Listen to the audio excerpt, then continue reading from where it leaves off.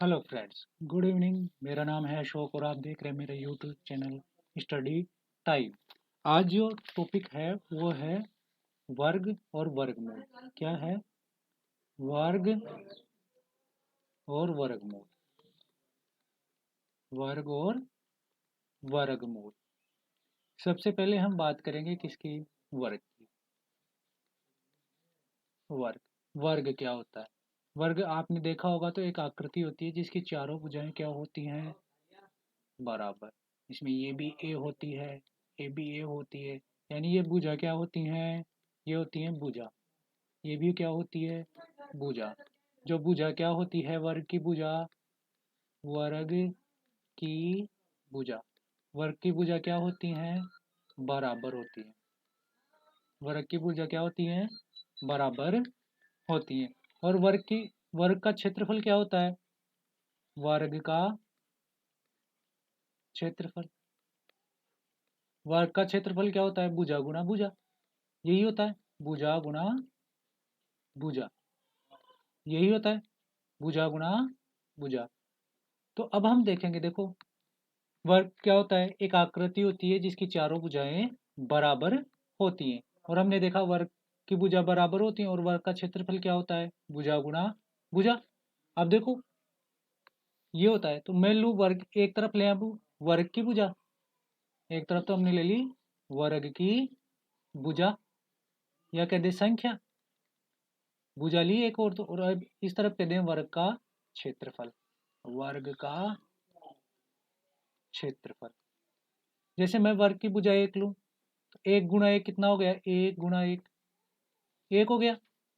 अगर मैं वो वर्ग की भुजा दो लूँ तो वर्ग का क्षेत्रफल कितना हो जाएगा? दो गुणा दो। दो गुणा दो को कितना लिखेंगे? चार। जो कि किससे द्वारा लिख सकते हैं? दो का स्क्वायर। ये किसका? एक का स्क्वायर। तीन। तीन का मतलब क्या हो गया? तीन गुणा तीन बराबर नौ। यानी तीन का दो बार गुणा किया गया। ऊपर जो दो लिखा हुआ है इसका मतलब ये दो बार लिखे हुए हैं और उनका गुणा दो बार किया गया है। चार ले तो चार का क्या हो जाएगा? चार गुणा चार बराबर 16। 16 यानी चार दो बार गुणा है, यानी चार का स्क्वायर। यही लेंगे। अगर ए हो अपने पास, भुजा ए होती तो क्या हो जाता है? ए गुणा ए होता है ना, यानी ए स्क्वायर। ए स्क्वायर ही हो गया। दो बार गुना है, देखो हमने यही तो लिखा है अभी तक। तो इसका मतलब हुआ संख्या को उसी संख्या से गुणा करने पर वर्ग का क्षेत्रफल प्राप्त होता है। तो इसमें लिखेंगे क्या? इसमें लिखेंगे संख्या को उसी संख्या को उसी संख्या से उसी संख्या से गुणा करने पर गुणा करने पर गुणा करने पर वर्ग का क्षेत्रफल प्राप्त होता है। यही हुआ ना? वर्ग का क्षेत्रफल क्षेत्रफल प्राप्त होता है। अभी तक हमने यही देखा। क्या देखा हमने? कि वर्ग की भुजाली और वर्ग का क्षेत्रफल निकाला तो क्या हुआ? संख्या को उसी संख्या से गुणा किया। जैसे तीन को तीन से गुणा किया, चार को चार से गुणा किया, दो को दो से गुणा किया, एक को एक से गुणा किया, एक को एक से गुणा किया, तो इसका क्या आया हमारे पास? क्षेत्रफल। क्या आया? क्षेत्रफल। क्षेत्रफल आया। अब देखो इसका मतलब वर्ग संख्या कौन सी हो गई? वर्ग। अब देखो अलग से लिख रहा हूं मैं, वर्ग संख्या। वर्ग संख्या किसकी बात कर रहे हैं हम? वर्ग संख्या की। वर्ग संख्या क्या हो गई? यदि कोई प्राकृत संख्या m है, यदि कोई प्राकृत संख्या प्राकृत संख्या प्राकृत संख्या आपको बताई हुई है जिन्हें हम गिन सकते हैं। प्राकृत संख्या m को n स्क्वायर से व्यक्त कर सकते हैं। से व्यक्त किया जा सकता है। व्यक्त किया जा सकता है। किया जा सकता है ना, देखो अभी हमने लिखा है ना, देखो ये लिखा, एक को एक से गुणा किया, स्क्वायर के रूप में लिख रहे हैं, लिखा जा सकता है। जहां एन क्या है, जहां एन भी क्या होनी चाहिए, पूर्णांक संख्या होनी चाहिए ना, जहां पूर्णांक होनी चाहिए या प्राकृत संख्या, एन भी प्राकृत संख्या है, जहां एन भी एक प्राकृत संख्या, प्राकृत संख्या, जहां एन भी एक प्राकृत संख्या है, तब क्या कहेंगे, तब एम क्या है, एम एक वर्ग संख्या है। क्या है, एक वर्ग संख्या है। समझ में आई क्या बात। यदि कोई प्राकृत संख्या एम को एन स्क्वायर से व्यक्त किया जा सके, देखो हमने किया ना एन स्क्वायर, देखो एक का स्क्वायर, दो का स्क्वायर, तीन का स्क्वायर, चार का स्क्वायर, प्राकृत संख्या है सभी, एक दो तीन जिन्हें हम गिन सकते हैं प्राकृत संख्या है।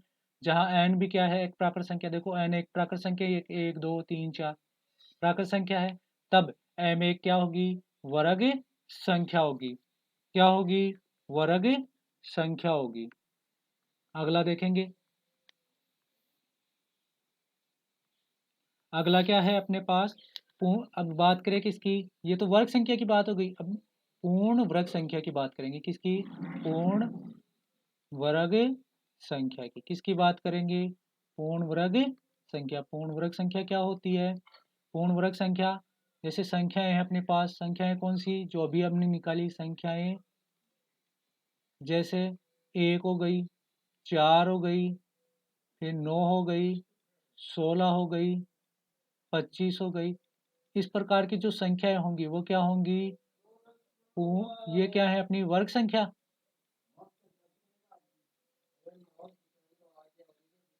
ये है अपनी वर्ग संख्या। वर्ग संख्या क्या है, ये जो वर्ग संख्या है वो क्या कहलाएंगी, पूर्ण वर्ग संख्या। क्या कहलाएंगी ये वर्ग संख्या, पूर्ण वर्ग संख्या, पूर्ण वर्ग संख्या कहलाती है। क्या कहलाएंगी, पूर्ण वर्ग संख्या कहलाती है। बात समझ में आई क्या। अब हम किसकी बात करेंगे, अब हम देखो कुछ पहले वर्ग लिख लेते हैं, वर्ग संख्याओं के गुणधर्म की बात करेंगे। वैसे तो किसकी बात करेंगे, वर्ग संख्याओं के, वर्ग संख्याओं के, वर्ग संख्याओं धर्म की गुणधर्म को पता कैसे करेंगे, सबसे पहले हमें वर्ग संख्या लिखनी पड़ेगी। वर्ग संख्या हम लिखेंगे, चलो मैं कहूँ एक का वर्ग कितना होता है, कहेंगे एक। दो का वर्ग कितना होता है, दो दूनी चार। तीन का वर्ग कितना होता है, 9। चार का वर्ग कितना होता है, 16। पाँच का वर्ग कितना होता है, 25। कितना होता है, 25। छः का 36, छः का 36। सात का 49, सात का 49। आठ का 64, आठ का 64। नौ का 81, नौ का 81। 10 का 100, 10 का 100। फिर 11 का 121, 11 का 121। 12 का कितना होगा, 144। 13 का 169, 13 का 169। 14 का 196, 14 का 196। 15 का 225, 15 का 225। 16 का 256, 16 का 256। 17 का 289, 17 का 289।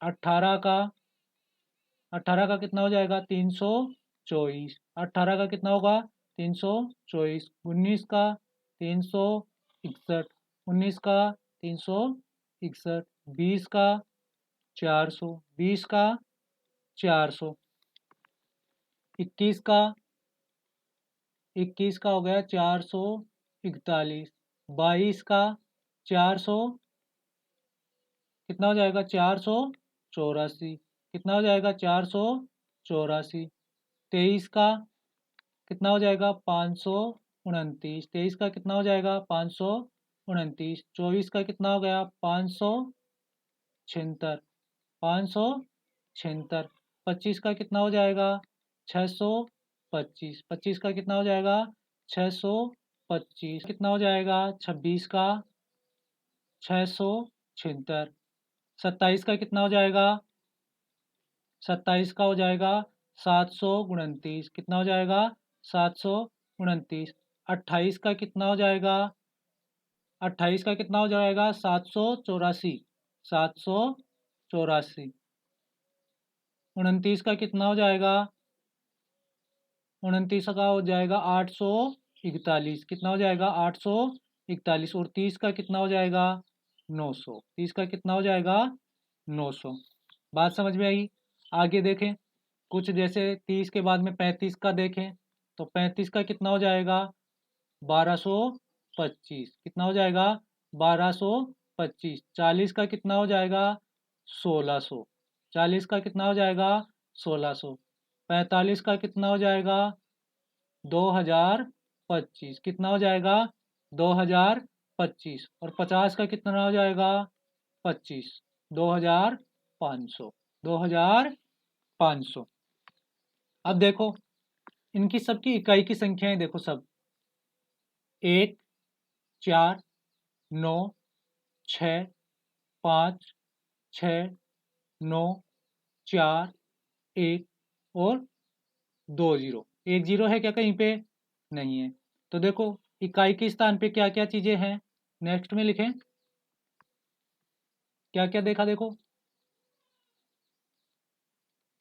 इकाई के अंक, किसके अंक देख रहे हैं इकाई के। हमने क्या क्या देखा, 1 है 2 है क्या नहीं है, 3 है क्या नहीं है, फिर कितना था 4, फिर 5, फिर 6, फिर 7 है क्या, 7 है क्या नहीं है ना, 8 नहीं है, 9 है ना, 3 का है ना 9, और फिर 0 है। देखो इकाई, इकाई के अंक की बात करें कितना है 0 है या नहीं। इसका मतलब अगर किसी वर्ग संख्या में इकाई का अंक 1, 4, 5, 6, 9 और 0 होंगे, यानी कि हम कह सकते हैं, हम क्या कह सकते हैं, इकाई का अंक, किसका अंक, इकाई का अंक, इकाई का अंक, इकाई का अंक क्या क्या नहीं होना चाहिए, इकाई का अंक 2 नहीं होगा, 2 नहीं है ना, 3 भी नहीं है, फिर 4 है, 5 है, 6 है, 7 नहीं है, और 8 नहीं है। ये 4 अंक नहीं है ना, देखो 2 नहीं है, 3 नहीं है, 7 नहीं है, 8 नहीं है, यानी कि किसी भी वर्ग संख्या में इकाई के अंक 2, 3, 7, 8 नहीं होंगे, नहीं होंगे ना। किसी भी वर्ग संख्या में कैसे लिखेंगे, इसे ऐसे लिख लेंगे, किसी भी वर्ग संख्या में, किसी भी वर्ग संख्या में, किसी भी वर्ग संख्या में इकाई का अंक, इकाई का अंक 2, 3, 7, 8 नहीं होंगे, नहीं होंगे ना। हमने यही तो देखा, क्या क्या नहीं है, 2 नहीं है, 3 नहीं है, 7 नहीं है, और 8 नहीं है। देखो देखे है क्या कहीं, देखो 1 का 1 है, 2 का 4 है, फिर 3 का 9 है, 4 का 16 है। देखो इकाई के अंक है क्या, 1, 4, 9, 6, 5, 6, 9, 4, 1 और 0, यही तो है।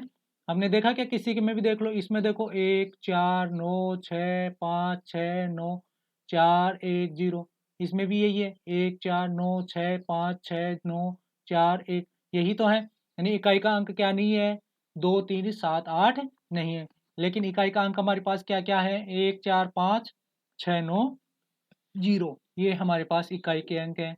इसमें एक चीजें और लिख लें, इसमें एक चीज और लिख लें, इसमें एक चीज जैसे कि हम लिख सकते हैं, क्या हम लिख सकते हैं, जैसे शून्य कभी अकेला नहीं आता, शून्य अकेला नहीं आता, अकेला